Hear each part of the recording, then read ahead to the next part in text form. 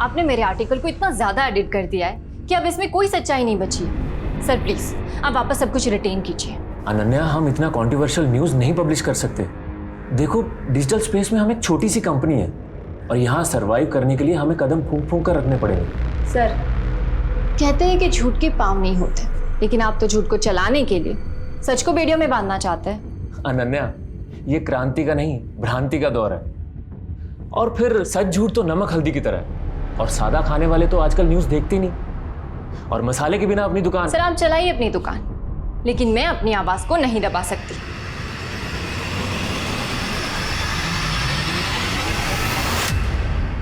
आज सच अपनी बेचारगी पे रो रहा है और झूठ की रौनक मुझसे कभी बर्दाश्त नहीं होती।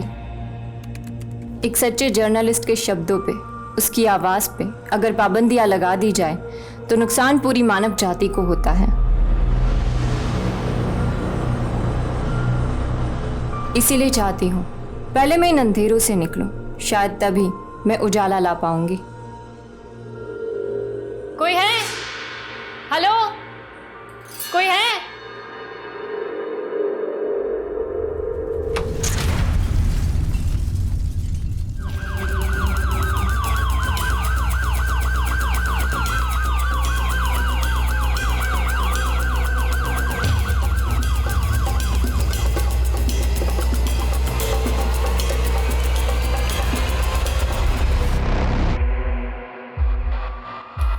सर, सिलेंडर ब्लास्ट हुआ था, लेकिन नेबर्स का कहना है ये घर हमेशा बंद रहता था। अगर ये घर बंद रहता था तो फिर ये लड़की यहाँ कैसे है? सर मैंने मकान मालिक को बुलवा लिया है। सर मुझे नहीं पता है लड़की कौन है, और 2 दिन पहले मैंने ये घर किराए पे दिया था। किसको किराए पे दिया? राम बहादुर नाम है सर उसका। फोन लगाओ इस राम बहादुर को। जी जी सर। सर फोन तो स्विच ऑफ आ रहा है। ठीक है, इसका फोन नंबर और रेंट एग्रीमेंट की कॉपी दो हमको। सर एक्चुअली एग्रीमेंट तो बना ही नहीं था सर। क्यों? सिर्फ डील हुई थी। मकान पसंद आया सचिन जी? Thank you. ये लीजिए 3 महीने का रेंट एडवांस। अरे थैंक यू वेरी मच। जी जी। एग्रीमेंट के लिए आपके आधार और पैन कार्ड की कॉपी दीजिए मुझे। जरूर जरूर, पर क्या है ना कि मेरे आधार कार्ड में मेरा डेट ऑफ बर्थ गलत छप गया था। उसको ठीक करने की अर्जी दी हुई है मैंने, 3-4 दिन में आ जाएगा, फिर उसके बाद एग्रीमेंट कर लेंगे। जब तक मैं रहने आ जाता हूँ। बिना एग्रीमेंट के, बिना पुलिस एनओसी के अपना घर एक अनजान आदमी को रेंट पे दे दिया, अब उसका नंबर नहीं लग रहा है। सर मुझे तो लगा ही नहीं था कि वो गलत आदमी होगा। वो कहाँ का रहने वाला था? उसने कुछ एड्रेस दिया था अपना, पता है उसका आपके पास? सर एड्रेस तो नहीं है, लेकिन उसने कहा था कि वो यूपी का रहने वाला है। यूपी में कहाँ? वो सर नहीं पता मुझे।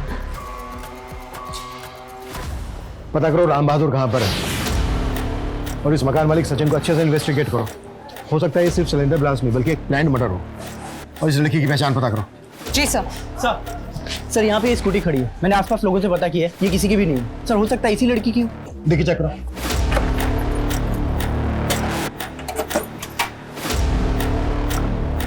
कुछ नहीं है सर।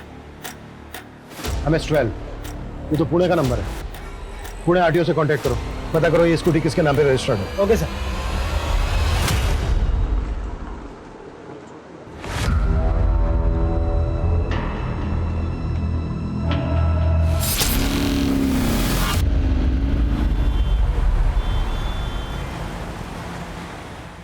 सर, सचिन ने जो हमें राम बहादुर का नंबर दिया था वो नंबर तो फेक आईडी का निकला। इसका मतलब सचिन ने गलत आदमी को अपना घर रेंट पे दिया था। उसने एग्रीमेंट के लिए 2-3 दिन की मोहलत मांगी और तीसरे दिन उसके घर में सिलेंडर ब्लास्ट हो गया, जिसमें वो लड़की मारी गई। सर वो स्कूटी जो हमें उस घर के बाहर मिली थी वो उसी लड़की की थी जिसकी ब्लास्ट में मौत हुई थी। रजिस्ट्रेशन पेपर पर लड़की का नाम अनन्या मूले लिखा है। पुणे के भाखरवाड़ी का एड्रेस है। उस लड़की के पुणे के एड्रेस पे जाओ, मकान मालिक सचिन से राम बहादुर का स्केच बनवाओ। हमारे लिए जानना बेहद जरूरी है कि आखिर वो आदमी है कौन। Yes sir.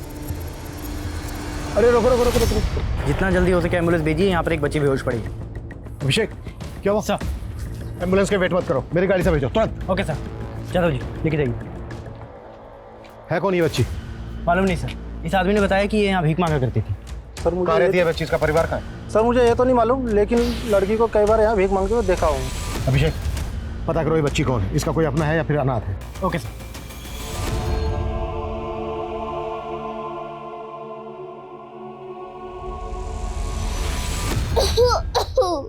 रचना बेटा, ऐसा नहीं है कि तेरी माँ और तेरी नानी को मेरी फिक्र नहीं है।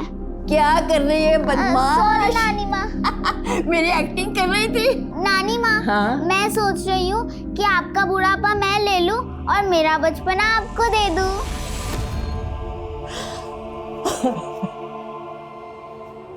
एक्सक्यूज मी मैम, मैम उसने राम बहादुर का ये स्केच रेडी किया।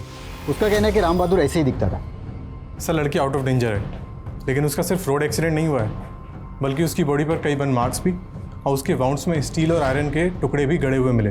और उसके अलावा उसकी बॉडी पर कई पुराने घावों के निशान भी हैं, जिन्हें देख के लगता है कि बच्ची को काफ़ी पीटा जाता होगा। पुलिस स्टेशन के कोई साइन? नहीं सर, ऐसा कुछ नहीं है।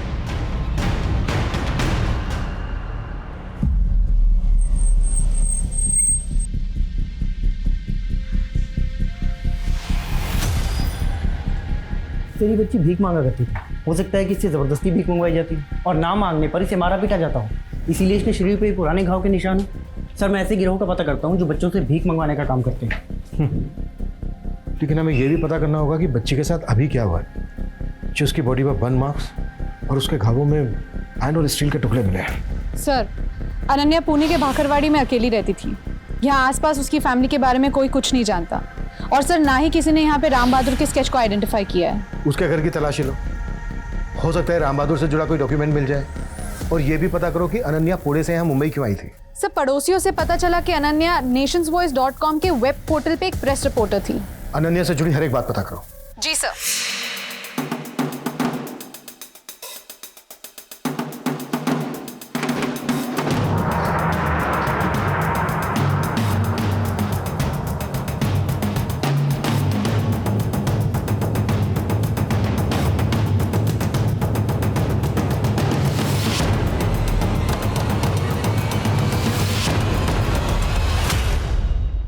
डॉक्टर का कहना है कि बच्ची के शरीर पे जो बर्न मार्क्स हैं वो 15 से 18 घंटे पहले है, और वो जो सिलेंडर ब्लास्ट हुआ था वो भी कोई 15 से 16 घंटे पहले हुआ था। और सर वो बच्ची हमें जहाँ मिली थी वहाँ से ब्लास्ट की लोकेशन लगभग आधा किलोमीटर ही दूर है। और फोरेंसिक वालों का कहना है कि सिलेंडर ब्लास्ट में आयरन के छोटे छोटे टुकड़े फ्लाई करते हैं। हो सकता है जब ये ब्लास्ट हुआ वो बच्ची वहीं पर मौजूद हो। वो बच्ची जहाँ जहाँ भीख मांगती थी, पता करो, शायद वहाँ पे उस बच्ची को कोई पहचानता हो। Okay sir.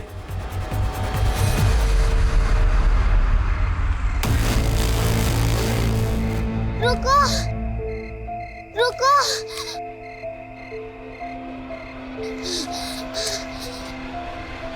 हेलो,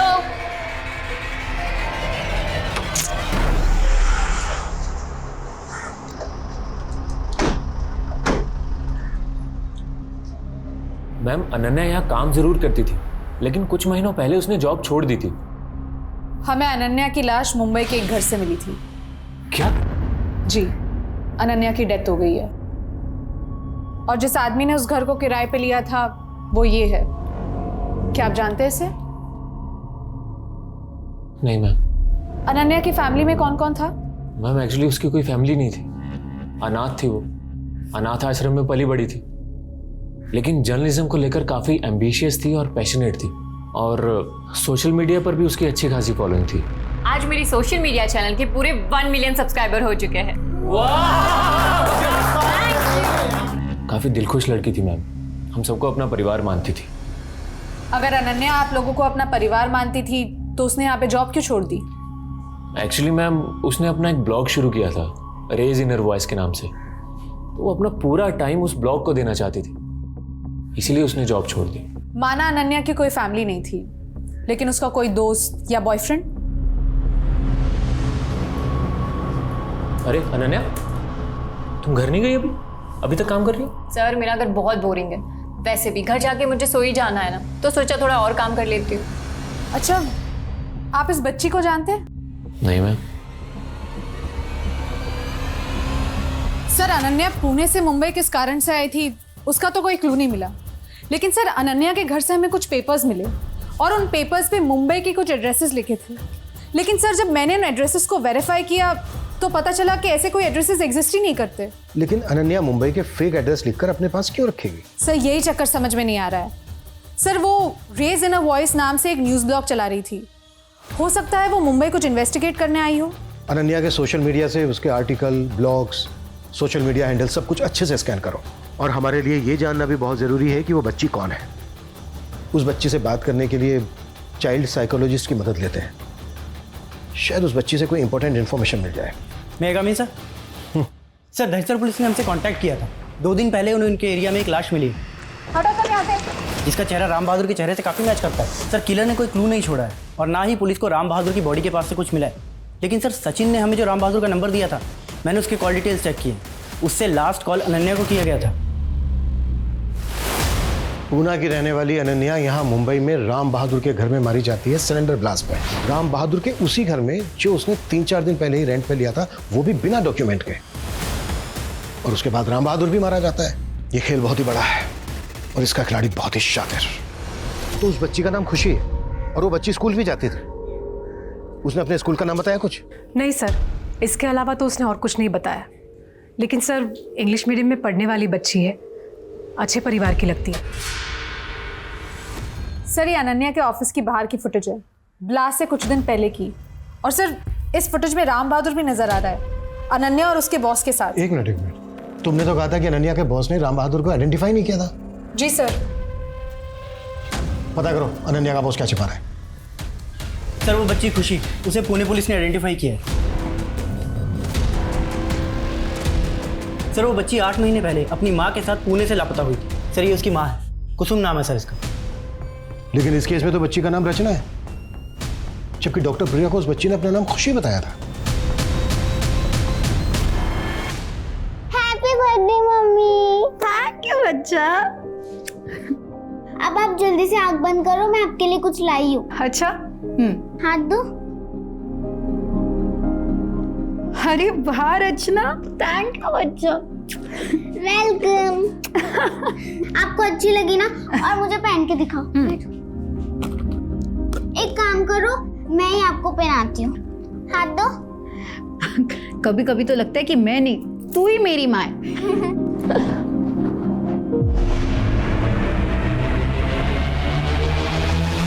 ये बच्ची हमें मुंबई में मिली थी। हमें पता चला कि ये वहां पर भीख मांगती थी और हमें यह भी शक है कि मुंबई के घर में सिलेंडर ब्लास्ट के दौरान ये बच्ची वहीं पर मौजूद थी। ये अनन्या है और ये राम बहादुर। इन दोनों का इस मिसिंग केस से कोई कनेक्शन मिला था क्या? एक्चुअली ये केस सब इंस्पेक्टर विनय शिंदे हैंडल कर रहे थे और उन्होंने ये केस बंद कर दिया था। उनके यहाँ से ट्रांसफर हो गई। अब ये केस मैं स्टडी कर रहा हूँ। जहां तक हम लोगों ने इस केस को स्टडी किया है, उससे तो यही लग रहा है कि इस केस की कोई खास इन्वेस्टिगेशन हुई नहीं है। आपके यहाँ तो ये केस बंद हो गया, लेकिन हमें इस बच्ची को इसके परिवार से मिलवाना है और हमें यह भी पता लगाना है कि इस बच्ची की माँ पिछले 8 महीने से कहाँ गायब है। ये सिलेंडर ब्लास्ट के 3 दिन पहले की फुटेज है, लेकिन आपने तो कहा था कि अनन्या ने यहाँ पे महीनों पहले जॉब छोड़ दी थी। और इस सीसीटीवी फुटेज में आप और अनन्या दोनों इस राम बहादुर के साथ नजर आ रहे हैं। और उस दिन तो आपने राम बहादुर को पहचाना तक नहीं था। मैम मैं सच बोल रहा हूँ, मैं इस आदमी को जानता तक नहीं। हाँ अनन्या जरूर आया करती थी जॉब छोड़ने के बाद मिलने के लिए कभी कभी। एक मिनट मैम, एक मिनट रुकिए। ये फुटेज देखने के बाद मुझे थोड़ा थोड़ा याद आ रहा है कि ये आदमी उस दिन अनन्या से मिलने जरूर आया था। मैडम नमस्ते, 1 मिनट। वो एक्चुअली एक ही झलक देखी थी तो ज़्यादा याद नहीं रहा। मुझे लगा अनन्या का इन्फॉर्मर होगा, शायद उसको कुछ बताने आया होगा। अनन्या का इन्फॉर्मर? जी मैम, जैसे आप पुलिस वालों के इन्फॉर्मर्स होते हैं वैसे ही हम जर्नलिस्ट के भी इन्फॉर्मर्स होते हैं। लेकिन उस दिन इसकी अनन्या के साथ बात क्या हो रही थी वो मुझे नहीं पता, बट शायद अनन्या का इन्फॉर्मर ही था। अगर राम बहादुर अनन्या का इन्फॉर्मर था तो राम बहादुर ने अनन्या को क्या इन्फॉर्मेशन दी होगी?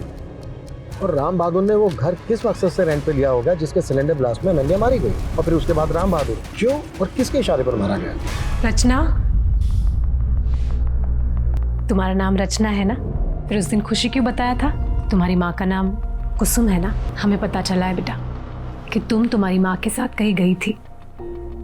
फिर तुम्हारे साथ क्या हुआ और तुम्हारी माँ कहाँ है? हाँ सर, कुसुम और उसकी बेटी यहीं रहते थे, मेरे किराएदार थे। कुसुम और उसकी बेटी रचना 8 महीने पहले अचानक से गायब हो गए। कुसुम ने कभी मकान खाली करने के बारे में कुछ कहा था आपसे? नहीं सर, ऐसे तो कुछ नहीं कहा था, लेकिन उनका सारा सामान वामान यहीं पड़ा था। मुझे तो लगता है उनके साथ ज़रूर कुछ गलत हुआ है। अच्छा, कुसुम का पति मनोहर वो उस वक्त कहाँ था? सर वो तो नाम का पति है। वो मनोहर अपनी बीवी और बेटी के साथ रहता तक नहीं था। 1 नंबर का बेवड़ा है सर, सच कहता हूँ। इस मनोहर को अपनी बीवी और बेटी की खुशी बर्दाश्त नहीं होती थी। ओह, तो तेरे आशिक ने तेरे लिए ये चूड़ियां भिजवाई हैं। देखिए आप फिर से उल्टी सीधी बातें कर रहे हैं। मैं उल्टा बोल रहा हूँ और तू जो उल्टा कर रही है वो हाँ? मेरे पीछे उसके साथ में गुलछर्रे उड़ा रही है तू हम साथ में। नहीं पापा, नहीं मत मारो। क्या कुसुम का वाकई में किसी के साथ चक्कर था जो उसका पति मनोहर शक करता था उस पर? सर पहले तो सबको लगता था कि कुसुम का पति उस पर गलत शक करता है, लेकिन जब कुसुम अपनी बेटी के साथ यहाँ से चली गई तब लोग ये कहने लगे कि कुसुम शायद किसी आदमी के साथ भाग गई होगी। मनोहर के अलावा किसी गैर मर्द का आना जाना था क्या कुसुम के घर पे? सर इतना तो ध्यान नहीं दिया, लेकिन हाँ जिस दौरान ये सब हुआ उस दौरान मैंने देखा कि एक साधु कुसुम के घर पे आता जाता था।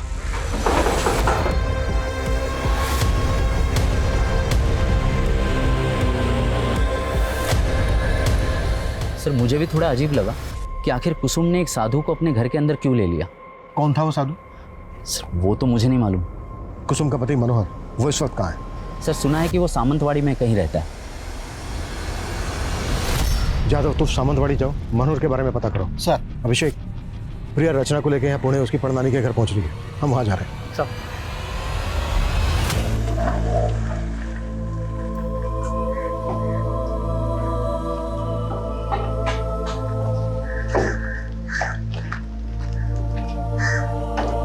हमने रचना से बात करने की काफी कोशिश की, लेकिन रचना अपनी माँ के बारे में हमें कुछ नहीं बता पा रही। जब आपने कंप्लेंट लिखवाई थी तो आपने लिखवाया था कि रचना और रचना की माँ कुसुम दोनों साथ में गायब हुए। जी, उस समय मैं उनके साथ नहीं थी। हमें पता चला कि रचना के घर किसी साधु का आना जाना था। आप जानती हैं किसी साधु?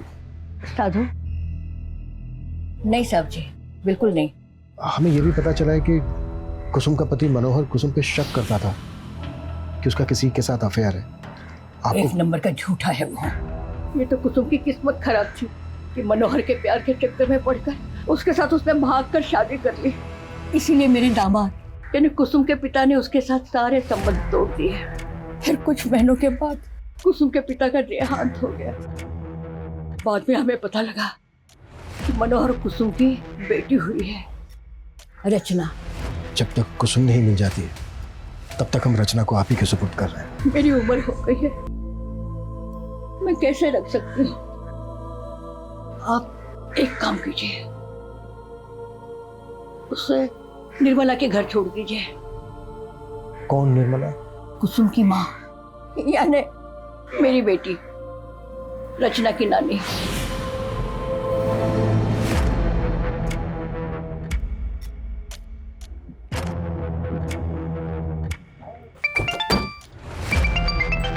हाँ जादव।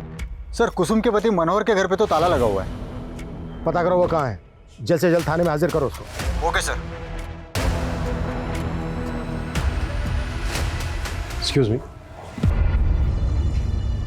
ये कहिए। हमें निर्मला जी से मिलना। यहाँ कोई निर्मला नहीं रहती। रचना? आपने हमसे ये क्यों कहा कि यहाँ पे कोई निर्मला नहीं रहती? क्योंकि अब इसका नाम शगुप्ता है। साहब जी, कुसुम के पिता के देहांत के बाद मैंने मुरीद जी के साथ शादी कर ली थी और शादी के बाद इन्होंने, मेरा मतलब है कि मैंने अपना नाम शगुफ्ता रख लिया था। लेकिन कुसुम आपकी बेटी है और रचना आपकी नातिन। फिर भी आपके होते हुए इन दोनों की मिसिंग कंप्लेन आपकी मां शांति देवी ने करवाई। जब वे दोनों मिसिंग हुए थे आप इनके कांटेक्ट में थी? कुसुम और रचना की फिक्रमंद तो मैं हमेशा रहती हूँ, लेकिन ये बच्ची मुझसे ज्यादा मेरी माँ के करीब थी। लेकिन उन्होंने रचना को अपने पास रखने से मना कर दिया। आप रचना की कस्टडी लेने के लिए तैयार हैं? नहीं नहीं साहब, हम इस बच्ची को अपने साथ नहीं रख सकते। क्यों? ये नानी है रचना की। देखिए साहब, मैं मानता हूँ कि मेरी बीवी का इस बच्ची के साथ रिश्ता जरूर है, लेकिन अगर हम इस बच्ची को अपने साथ रखेंगे तो इसकी माँ कुसुम को बिल्कुल पसंद नहीं आएगा। इसलिए साहब आप रहने दीजिए। एक काम कीजिए ना साहब, आप इस बच्चे को इसके बाद मनोहर के पास छोड़ दीजिए ना। चलिए। सर मैंने कुसुम के 8 महीने पुराने कॉल रिकॉर्ड चेक किए, उसमें किसी साधु का नंबर नहीं मिला और ना ही कोई ऐसा क्लू मिला है जिससे ये पता चले कि कुसुम किसी साधु के टच में थी। कुसुम का 8 महीने पहले फोन कहाँ पर बंद हुआ था? सर उसके घर वाले एरिया में 21 अक्टूबर को करीब 12 बजे के आसपास उसका फ़ोन स्विच ऑफ हुआ था और सर लगभग 11 बजे के आसपास कुसुम के पति मनोहर ने उसे लास्ट कॉल किया था। इस मनोहर के पास कुसुम और रचना को गायब करने का मोटिव तो है, सर जिस रात कुसुम गायब हुई थी उस रात मनोहर का एक बारटेंडर के साथ झगड़ा हुआ था। मारपीट के आरोप में पुलिस ने उसे अरेस्ट कर लिया था। सर अभी 1 महीने पहले ही रिहा हुआ है। कैसे भी करके पता करो कि अभी कहाँ है मनोहर। Okay sir. सर मैंने अनन्या द्वारा लिखी गई सभी आर्टिकल्स, सभी न्यूज़ रिपोर्ट्स को स्टडी किया। सर वो काफ़ी कंट्रोवर्शियल लिखती थी और इसी वजह से उसके बॉस ने उसे जॉब से निकाल दिया। बॉस के खिलाफ मिला कुछ? सर फिलहाल तो कुछ नहीं, लेकिन सर ये एक आर्टिकल है जो मेरा ध्यान खींच रहा है, जो अनन्या ने 8 महीने पहले लिखा था। और सर इस आर्टिकल में मेंशन है कि अनन्या को पुणे की सड़क पे एक बच्ची मिली थी। सर अनन्या ने उसे पूना के उसी एनजीओ में भर्ती किया जहां वो खुद पली बड़ी थी। सर ये देखिए, उस आर्टिकल में इस लड़की की फोटो भी है, लेकिन अनन्या ने उसका चेहरा ब्लर कर दिया है। कहीं ऐसा तो नहीं है कि ये जो बच्ची है ये रचना ही है? क्योंकि रचना भी 8 महीने पहले अपनी माँ कुसुम के साथ पुणे से गायब हुई थी। एक काम करते हैं, एनजीओ वाले से मिलते हैं जहां पर अनन्या पली बड़ी थी।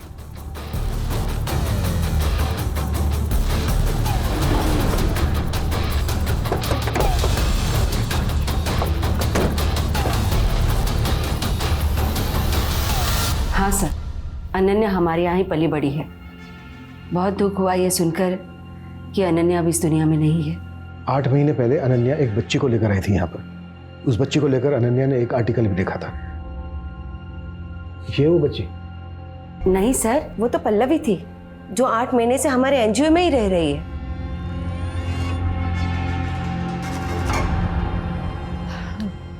बेटा क्या आपका नाम पल्लवी है?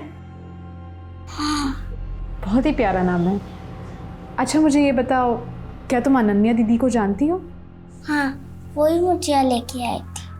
ठीक है, अभी तुम जा सकती हो।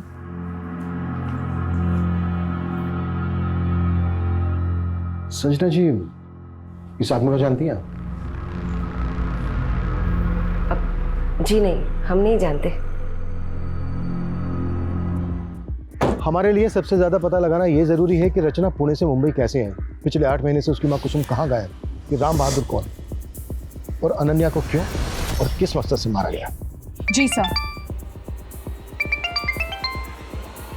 हाँ यादव सर, मनोहर का पता चल गया। साहब मैं सच कह रहा हूँ, मुझे नहीं पता कुसुम कहाँ पर है साहब।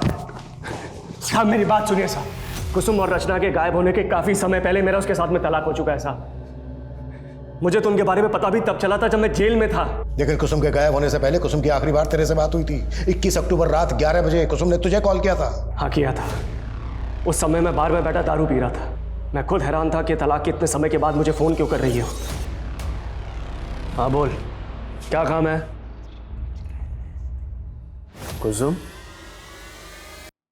क्या हुआ? उससे बात करने के बाद में मुझे कुछ ठीक नहीं लगा। मुझे लगा उससे जाके मिलना चाहिए, लेकिन जैसे ही मैं वहाँ से बाहर निकला नशे की हालत में बारटेंडर से टकरा गया साहब। उसे नोक झोंक हो गई। मैंने 2-3 टेक दी उसको। उसकी नाक से खून बहा। उसने पुलिस को फ़ोन करके मुझे अंदर करवा दिया। ये भी तो हो सकता है कि कुसुम के घर तूने किसी को भेजा हो ये सब कांड करने के लिए, और उसने कुसुम के फ़ोन से तुझे अपडेट किया कि काम हो गया है, और उसके बाद जानबूझ के तूने बारटेंडर से झगड़ा किया। तू जेल गया, तू जेल में जाकर बैठ गया ताकि तेरा ये जुर्म सामने ना आए। यही हुआ ना? सर ऐसा कुछ नहीं हुआ है, मेरा यकीन कीजिए आप। तो शक करता था कुसुम पे कि कुसुम का किसी के साथ अफेयर है? वो तो था, मुझे पता था उसका अफेयर चल रहा है उस रजत के साथ में। कौन रजत? एक सेल्समैन है। ये 2 रखो आप, मैं और देता हूँ। हाँ? अरे नहीं नहीं, इतने में हो जाएगा बस। कितने हुए इसके? अरे आपसे पैसे लूंगा क्या? आप ये प्रोडक्ट यूज करो, आपके लिए फ्री है। अंतर अपना ये नाटक और निकाल यहाँ से, निकाल यहाँ से। और तू बता, तेरे को अपना सामान फ्री में क्यों दे रहा है ये? बोल क्या चल रहा है तेरा इसके साथ में? उस दिन के बाद भी मैंने रजत को कई बार कुसुम के साथ देखा। तू रचना के बारे में कोई बात नहीं कर रहा?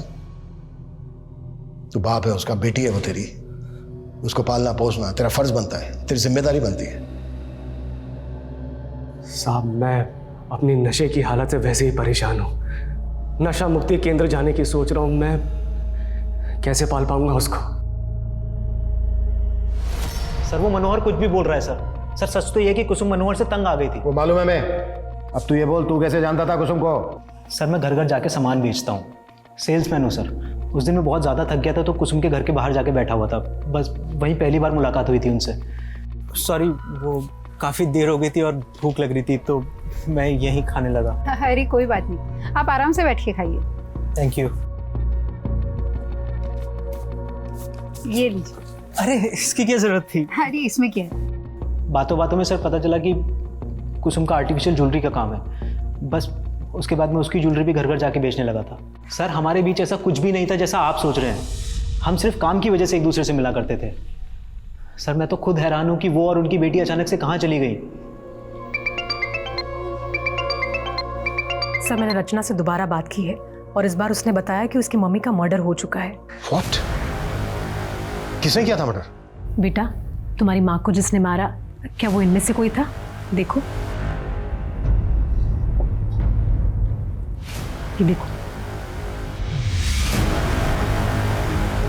बेटा आपकी माँ को कहाँ मारा गया था?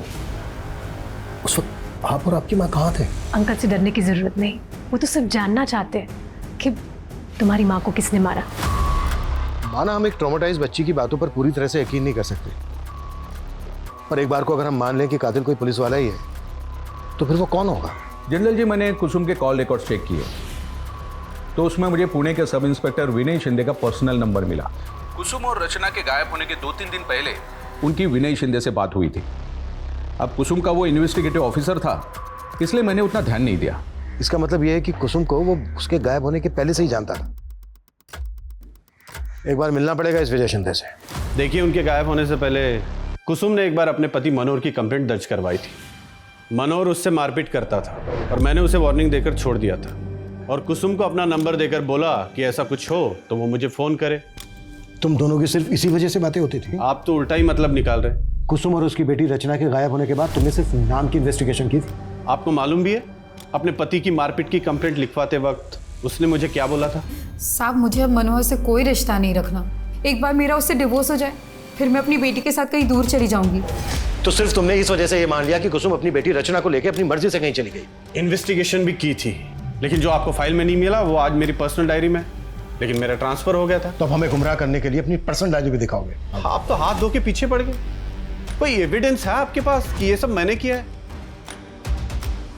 सर रजत की एक सोशल मीडिया प्रोफाइल है जिनमें मुझे ये वीडियोस मिले हैं और इन वीडियो में रजत अलग अलग गेटअप में है, कभी डॉक्टर कभी लॉयर, और एक वीडियो में तो वो साधु भी बना था। ये देखिए। और सर जब मैं रजत की सोशल मीडिया प्रोफाइल चेक कर रही थी तो मुझे कुसुम की सोशल मीडिया प्रोफाइल के बारे में भी पता चला। सर कुसुम रजत के सारे वीडियोस लाइक करती थी और कुछ वीडियोस में तो कमेंट भी करती थी।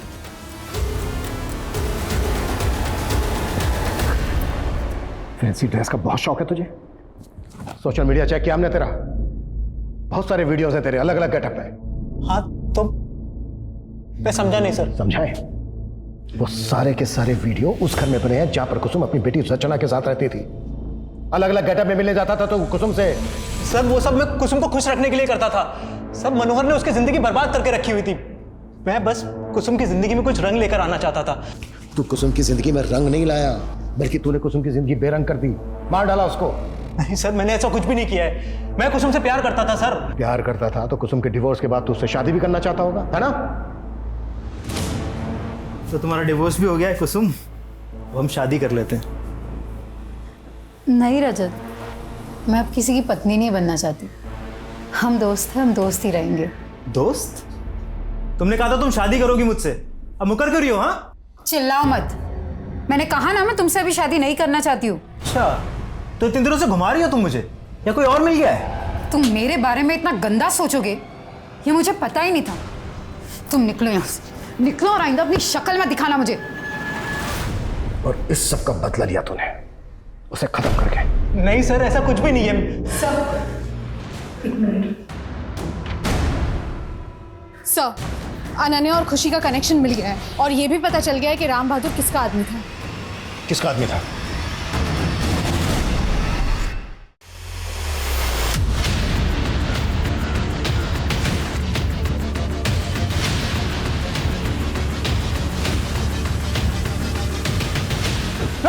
अभिषेक सर क्या हुआ? आ जाओ आ जाओ शाबाश, आ जाओ। एनजीओ की आड़ में बेकरी रैकेट चला रहे थे तुम लोग और तुम्हारा ये असिस्टेंट। इसकी एक एक एक्टिविटीज पे नजर थी हमारी, सब पता कर लिया हमने तुम लोगों के बारे में। राम बहादुर भी तुम्हारा ही आदमी था ना? जी सर। बेटा, आपका नाम क्या है? एक्चुअली ये बहुत ज़्यादा सदमे में है, अपने बारे में कुछ भी नहीं बता पा रही है, लेकिन मैंने इसका एक नाम रखा है, खुशी। अनन्या उस बच्ची को हमारे एनजीओ में भर्ती कराकर वापस चली गई थी और हमने भी उस बच्ची को सारे बच्चों के साथ भीख मंगवाने के लिए भेज दिया। और फिर कुछ दिनों के बाद अनन्या वापस आई। वो खुशी से मिलना चाहती थी। अनन्या, तुम टेंशन मत लो, उसे एक अच्छी फैमिली ने अडॉप्ट किया है। सच में वो बहुत लकी है जो तुम उसे यहाँ ले आई। अनन्या हमें पूछने लगी कि उस खुशी को किसने अडॉप्ट किया है।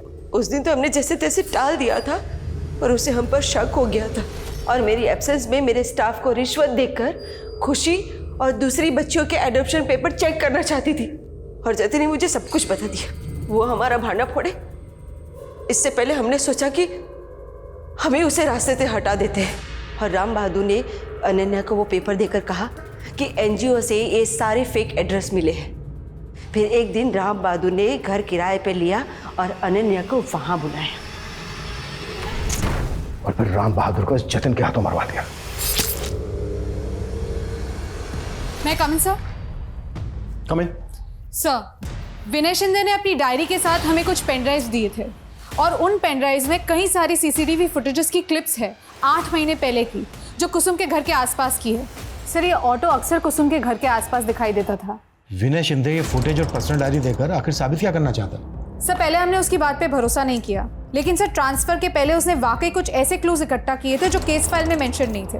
तो तुम कहना चाहती हो जिसका ये ऑटो है उसका इस केस के साथ कनेक्शन हो सकता है? किसका होगा ये ऑटो? साहब, आपको कुछ गलतफहमी हुई है, वो मेरा ऑटो नहीं है। तेरे बारे में सब कुछ पता कर लिया हमने। कुसुम की माँ ने बताया हमसे तेरा बाप मुरीद तेरी शादी कुसुम से करवाना चाहता था। मनोहर ने तो तुम्हें कभी खुश रखा नहीं, लेकिन मेरा बेटा तुम्हें बहुत खुश रखेगा। शादी कर ले इससे। अरे आप क्यों मेरे पीछे पड़ गए? आपने मेरी माँ से शादी कर ली ना, उनको संभालिए। दोबारा मुझे अपने बेटे से शादी करने के लिए मत कहना। बहुत घमंड था साहब उसको खुद पे, लेकिन मैं उसको पाना चाहता था।